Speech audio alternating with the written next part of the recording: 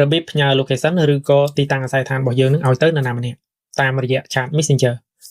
បាទសួស្តីបងប្អូនអរគ្នាស្វាគមន៍មកកាន់ channel បងស្នា KH និង page បងស្នា page វីដេអូនេះខ្ញុំបង្ហាញអ្នកទាំងគ្នាពីរបៀបផ្ញើ location ឬក៏ទីតាំងអាស័យដ្ឋានរបស់យើងឲ្យទៅនរណាម្នាក់បាទតើមានបងប្អូនណាខ្លះមិនទាន់ចេះផ្ញើ location ឬក៏ទីតាំងអាស័យដ្ឋានរបស់យើងតាមរយៈ chat messenger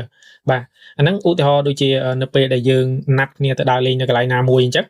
មានមិត្តភ័ក្តិរបស់យើងឬក៏យើងមិនទាន់ស្គាល់អីចឹងគឺយើងត្រូវការឲ្យគេផ្ញើ location មកឲ្យយើងឬក៏យើងត្រូវផ្ញើ location ទៅឲ្យគេអញ្ចឹងទៅឬក៏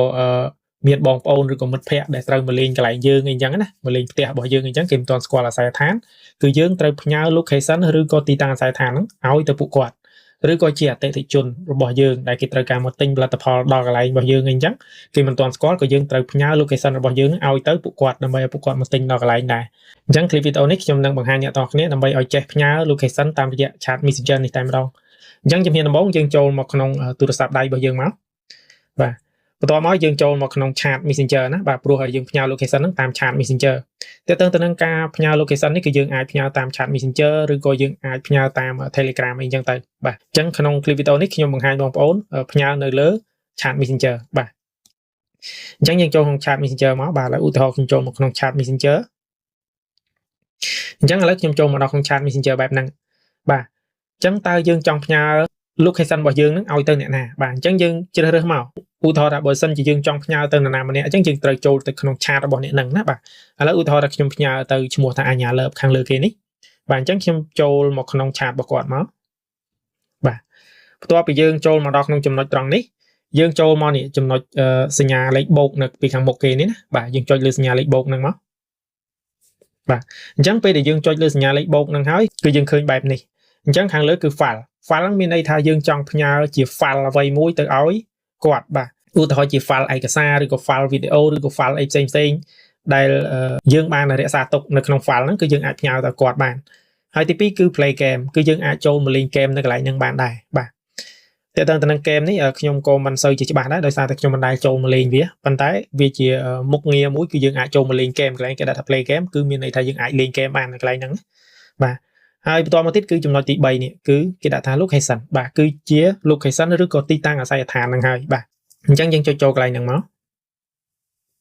បាទបន្ទាប់មកយើងនឹងឃើញផ្ទាំងមួយបែបនេះតែទៅនឹងការចេញផ្ទាំងបែបនេះគឺព្រោះតែយើងមិនធ្លាប់ផ្ញើពីមុនមកណាបាទព្រោះយើងចូលមកជាលើកទី1គឺបែបហ្នឹងហើយម្យ៉ាងវិញទៀតគឺយើងមិនទាន់បានបើក location របស់យើងមានន័យថាទូរស័ព្ទដៃរបស់យើងហ្នឹងគឺយើងអត់ដែលបានបើកមុខងារ location ហ្នឹងទេអញ្ចឹងគឺវាតម្រូវឲ្យយើងបើកមុខងារ location ហ្នឹងនៅលើទូរស័ព្ទដៃរបស់យើងដែរណាបាទបើយើងមិនបើកក៏យើងអាចផ្ញើបានលុះត្រាតែយើងបើកបាទអញ្ចឹងយើងឃើញបែបហ្នឹងយើងចុចលើពាក្យថា allow មកបាទយើងចុចលើ allow អក្សរពណ៌ Q ហ្នឹងបាទយើងចុចលើហ្នឹងមកបាទបន្ទាប់មកយើងនឹងឃើញទម្រង់បែបនេះទៀតអញ្ចឹងកន្លែងនេះយើងអាចជ្រើសរើសមួយណាក៏បានដែរខាងលើគេគឺបើសិនជាយើងចុចលើពាក្យថា while using the app មានន័យថាគឺយើងបើកវាជារៀងរហូតណាបាទកន្លែងហ្នឹងយើងបើក location នៅលើទូរស័ព្ទដៃរបស់យើងហ្នឹងឬក៏នៅលើ app លើទូរស័ព្ទដៃរបស់យើងគឺយើងបើករហូតហើយទី2គេដាក់ថា only this time មានន័យថាយើងបើកតែពេលហ្នឹងទេបាទហើយខាងក្រោមគឺយើងអត់ allow មានន័យថាយើងអត់ធ្វើតាមយើងអត់បើកទេបាទអញ្ចឹងវាអាស្រ័យលើយើងអញ្ចឹងដោយសារតែយើងនេះត្រូវការផ្ញើ location នេះចេញអញ្ចឹងយើងត្រូវការបើកវាណាបាទអញ្ចឹងខ្ញុំបើកក្តាលបាទឬក៏យើងបើកខាងលើក៏បានដែរបាទយើងបើកខាងលើទៅហើយបើសិនជាយើងមិនត្រូវការបើកចាំយើងចូលទៅបិទវិញទៅបាទអញ្ចឹងខ្ញុំចុចនៅខាងលើនេះ while using the app បាទយើងចុចលើហ្នឹងមកបាទបន្តមកទៀតគឺយើងឃើញបែបនេះមួយទៀតណាបាទគេដាក់ថា choose how to share your location បាទអញ្ចឹងយើងចុចលើពាក្យថា continue នេះមកបាទបន្តមកគឺយើងនឹងចូលដល់ទម្រង់បែបនេះអញ្ចឹងពេលដែលយើងចូលមកដល់ក្នុងទម្រង់បែបនេះយើងត្រូវចុចមកកន្លែងនេះយើងចុចកន្លែងហ្នឹងដើម្បីអីគឺដើម្បីឲ្យវាដៅទីតាំងរបស់យើងណាបាទអញ្ចឹងយើងចុចលើសញ្ញាដៅហ្នឹងសិនមកបាទកន្លែងហ្នឹងយើងចុចលើនឹងពឹបមកបាទអញ្ចឹងពេលដែលយើងចុចពឹបអញ្ចឹងទៅរូបមួយហ្នឹងគឺវាបានទៅដៅនៅទីតាំងរបស់យើងហើយអញ្ចឹងកន្លែងនេះគឺជាទីតាំងដែលខ្ញុំរស់នៅណាកន្លែងហ្នឹងបាទហើយបញ្ជាក់បងប្អូនថាដោយសារតែខ្ញុំរស់នៅក្នុងប្រទេសកូរ៉េអញ្ចឹងតើតើទៅនឹងផែនទីគឺវានៅក្នុងទឹកដីប្រទេសកូរ៉េហើយបើបងប្អូននៅក្នុងប្រទេសណាគឺវានឹងបង្ហាញបងប្អូននៅទីតាំងហ្នឹងហើយបាទអញ្ចឹងវាដូចតែគ្នាទេបើសិនជាបងប្អូននៅខ្មែរបងប្អូននឹងឃើញទីតាំងអាស័យដ្ឋាននៅខ្មែរហើយបាទ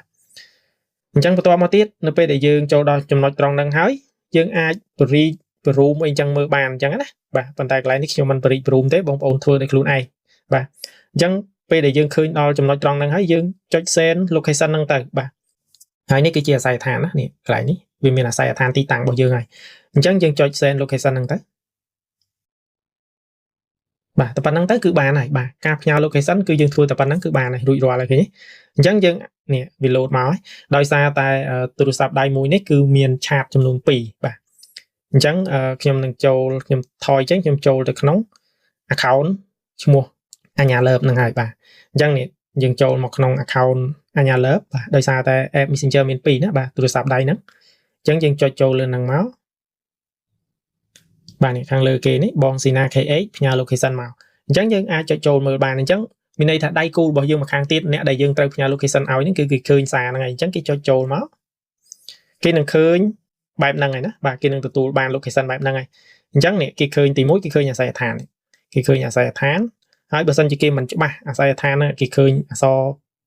អាស័យដ្ឋានបែបហ្នឹងគេនៅតែមិនច្បាស់គេអាចចុចចូលមកមើលបានតែគេចុចចូលអញ្ចឹងទៅបន្ទាប់មកអ្នកទទួលក៏ត្រូវចុចបើក location ខ្លួនឯងដែរបើសិនជាអត់បើកក៏អាចមើលបានដែរបាទអញ្ចឹងយើងចុចមកខាងលើគេហ្នឹង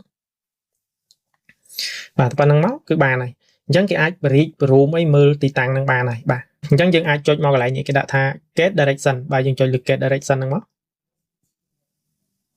បាទវានឹងនាំយើងចូលទៅដល់ក្នុងអាស័យដ្ឋានហ្នឹងហើយអញ្ចឹងយើងអាចចុចកន្លែងនេះមកនេះគេដាក់ថា accept and continue ហ្នឹងបាទខ្ញុំដកកន្លែងនេះចេញសិនបាទយើងចុចលើពាក្យថា accept and continue បាទបន្ទាប់មកចុចកន្លែង will using the app នេះមួយទៀតមកហ្នឹងសម្រាប់អ្នកទទួលណាបាទអញ្ចឹងយើងចុចអញ្ចឹងទៅបាទឃើញទេអញ្ចឹងនេះ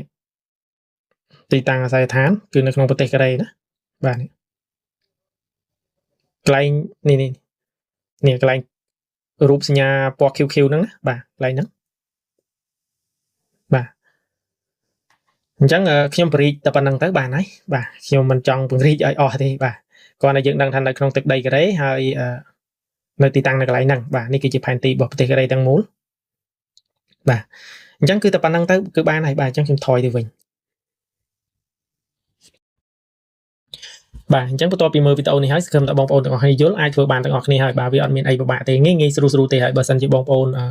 មិនទាន់ចេះមើលមិនទាន់ឬក៏ធ្វើមិនបានទេបងប្អូនអាចសារមើលវីដេអូនឹងចុះឡើងម្ដងពីរដងទៅបងប្អូននឹងយល់អាចធ្វើបានហើយបាទអញ្ចឹងមានតែប៉ុណ្្នឹងទេហើយសម្រាប់បងប្អូនថ្មីដែលមិនទាន់បាន Subscribe ទៅនឹង Channel YouTube របស់ខ្ញុំឬក៏មិនទាន់បាន Follow Page របស់ខ្ញុំនោះបងប្អូនជួយចុច Subscribe ទៅលើ Channel YouTube ជួយចុចលើរូបកណ្ដឹងនៅលើ Channel YouTube បានដើម្បីទទួលបានវីដេអូខ្លីៗថ្មីៗពីខ្ញុំជាបន្តបន្ទាប់ទៀតហើយបើសិនជាបងប្អូនមិនទាន់បាន follow page របស់ខ្ញុំទេបងប្អូនអាចចុច follow page របស់ខ្ញុំម្នាក់មួយទៅដើម្បីទទួលបានវីដេអូខ្លីៗថ្មីៗពីខ្ញុំជាបន្តបន្ទាប់ទៀតអញ្ចឹងមានតែប៉ុណ្្នឹងទេហើយសម្រាប់បងប្អូនដែលមានបញ្ហាសុខភាពដូចជាខ្សោយក្រលៀនអសមត្ថភាពឈឺក្រពះពោះវៀនរ៉ាំរ៉ៃគេងមិនលក់បាយមិនបានពិបាកបត់ជើងលើសឈាមទឹកនោមផ្អែម stress និងខ្សោយកម្លាំងជាដើមហ្នឹង